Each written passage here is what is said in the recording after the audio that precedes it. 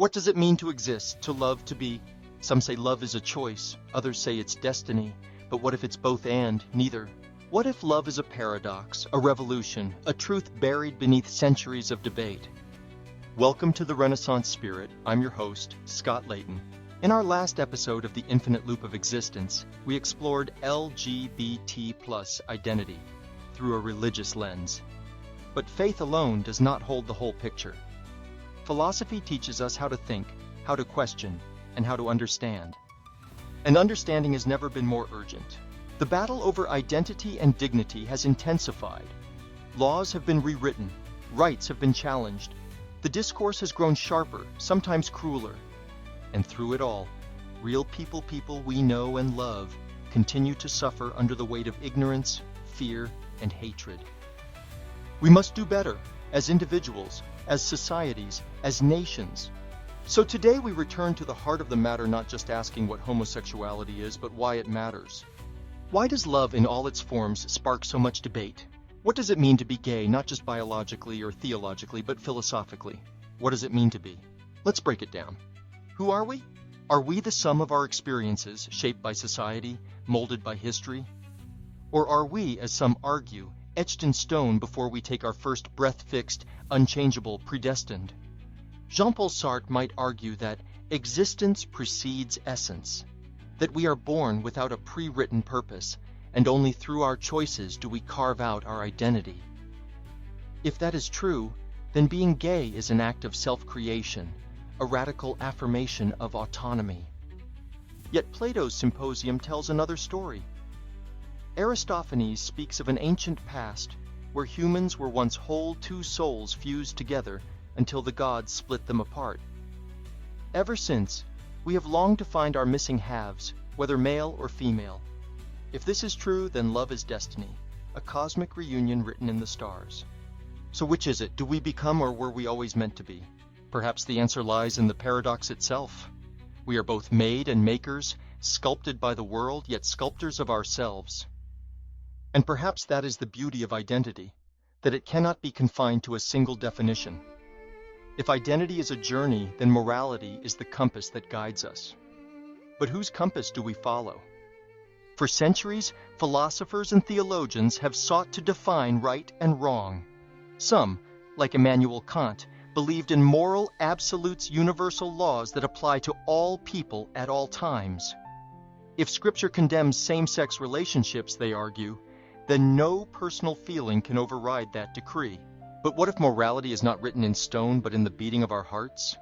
Utilitarianism, championed by Stuart Mill, suggests that the highest moral good is that which increases happiness and reduces suffering. If condemning LGBT+ individuals leads to pain, exclusion, and despair, then is it truly moral?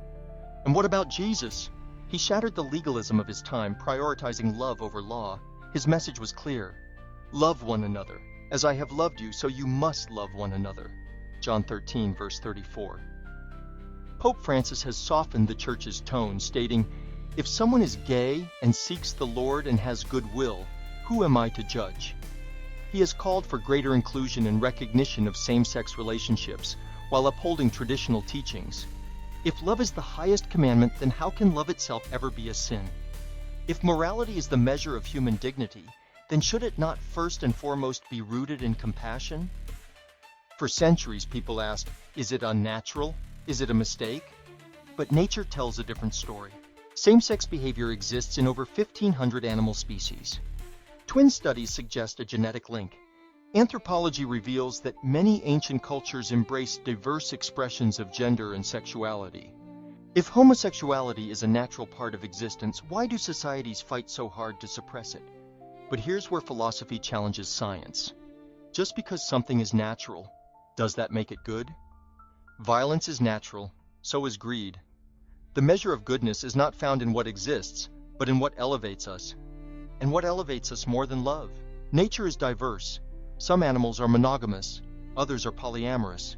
Some change sex, others reproduce without mates. If nature teaches us anything, it's that diversity is not a flaw, it's a design. If homosexuality exists within the fabric of creation itself, then is it not part of the infinite loop of existence woven into the very essence of what it means to be human? Now we stand at the crossroads of history. The battle for LGBT+ rights is far from over. In recent years, LGBT+ rights have faced a global backlash. From discriminatory laws to media-fueled moral panics, the battle for dignity is far from over. The question is, will we be the generation that moves forward, or the one that lets history repeat itself? John Rawls, in his theory of justice as fairness, proposed an idea. Imagine you were about to be born, but you didn't know whether you would be rich or poor, male or female, gay or straight. What kind of society would you create? Would you design a world where some are condemned for simply existing? If justice demands fairness, then what does fairness demand of us? It demands that we create a world where no child grows up believing they are broken. A world where no one must choose between being themselves and being accepted. A world where philosophy does not divide, but unites. A world where love wins, not because it was permitted to, but because it was always meant to. History is alive, it breathes through us. The Renaissance ushered in the Age of Reason, a time of discovery and enlightenment. Now we must usher in our own. Live the Renaissance spirit. Subscribe, share, be part of the conversation.